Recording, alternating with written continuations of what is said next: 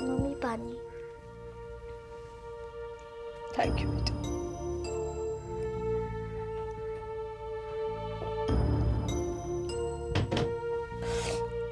Mummy, मैंने भगवान को एक चिट्ठी लिखी है कि वो हमें हमेशा खुश रखे।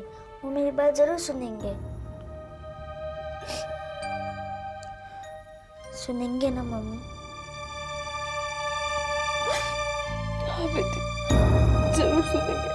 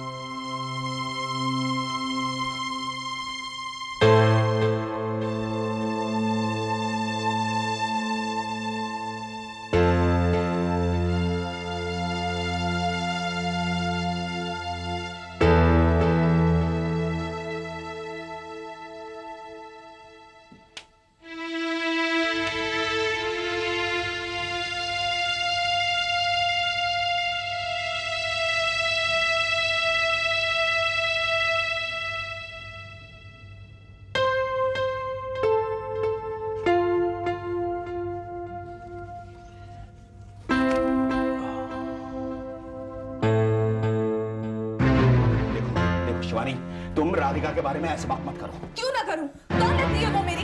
राधिका से प्यार तो तुम करते हो, मैं नहीं करती।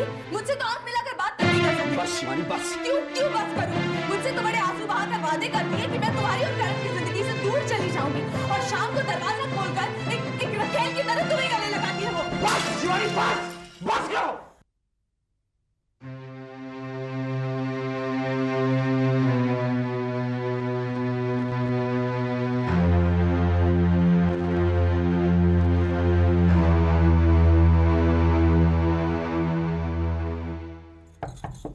शिवानी, शिवानी बेटा, शिवानी। हाँ आई आई।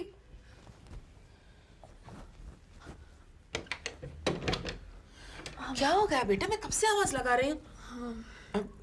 खुशबू को जगा दो, उसे स्कूल नहीं जाना है क्या? हाँ मैं जगह। माँ करण आ गया?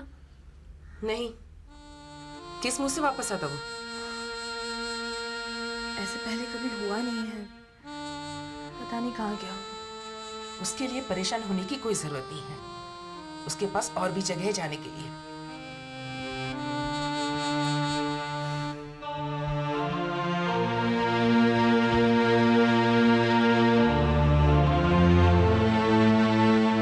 अखियां लड़ी लड़ी बीच बाजार, दिल मेरा लुट गया पहली बार।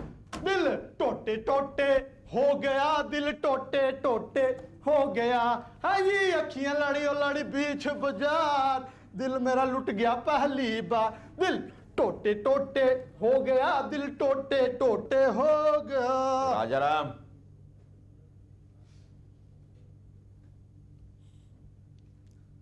गुड मॉर्निंग साहब।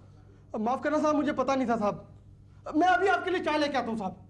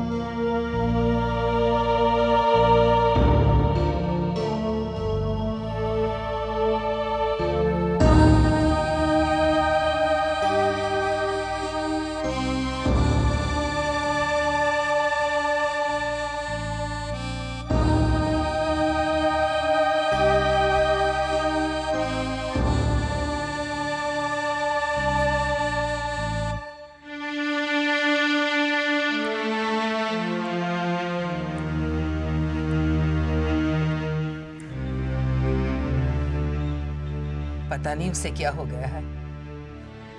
अच्छी खासी जिंदगी को बर्बाद करने पर तुला हुआ है। तेरे पापा रात भर सो नहीं सके।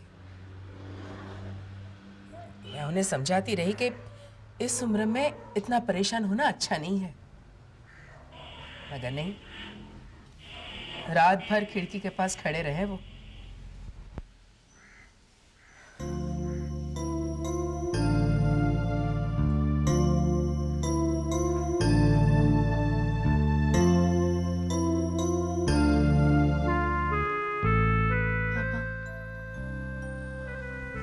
पापा, कल रात के लिए करण की तरफ से मैं माफी मांगती हूँ आपसे। नहीं बेटा, तुम क्यों माफी मांग रही हो? मैं तो परेशान हूं अपनी मासूम खुशबू के लिए। इसे ये सब कुछ देखना पड़ रहा है। बेटी, इसमें उसकी क्या गलती है? क्या बीती होगी उस पर? उसकी मासूमियत तो ये फैसला भी नहीं कर सकती कि क्या सही है और क्या गलत है। जहां उसे परियों की कहानियां सुनकर सोना चाहिए, वहां उसे अपने मम्मी पापा के झगड़े देखकर सोना पड़ रहा है। इस डर के साथ सोना पड़ रहा है कि कहीं उसके मम्मी पापा एक दूसरे से अलग न हो जाए। कभी कभी मुझे यह भी महसूस होता है कि हमारे यहां होने से बातें सुधरने के बजाय बिगड़ ज्यादा रही हैं। नहीं पापा, ऐसा तो नहीं है। बात समझने की कोशिश करो बेटी। अगर तुम पर किसी भी प्रकार की ज्यादती होती है तो ना मैं ना तुम्हारी माँ उसे देखकर चुप रह सकते हैं। इसलिए हम बोलते हैं और बोलेंगे भी। और फिर बात तो बिगड़ेगी। करण तो ये भी मानने लगा होगा कि हम सब एक तरफ हैं और वो अकेला है।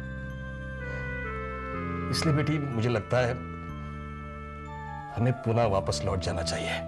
पापा प्लीज, आप ऐसा मत करिए। आप दोनों यहाँ पर है तो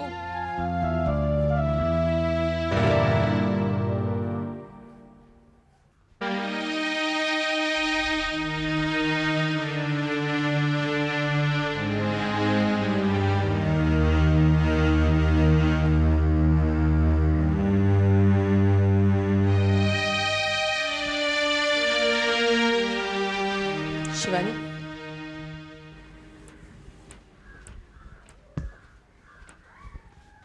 माफी तुम मत मांगना, गलती उसी की है।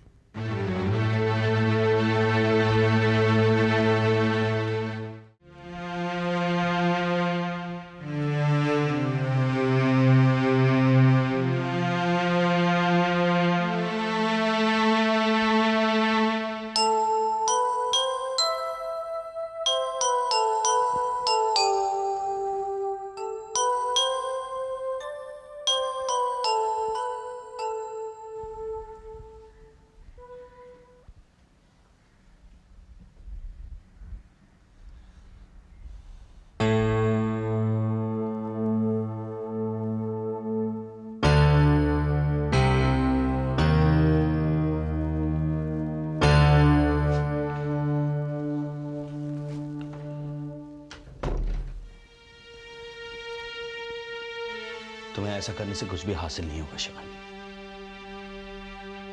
ये घर बिखर जाएगा, ये मासूम बच्ची बिखर जाएगी।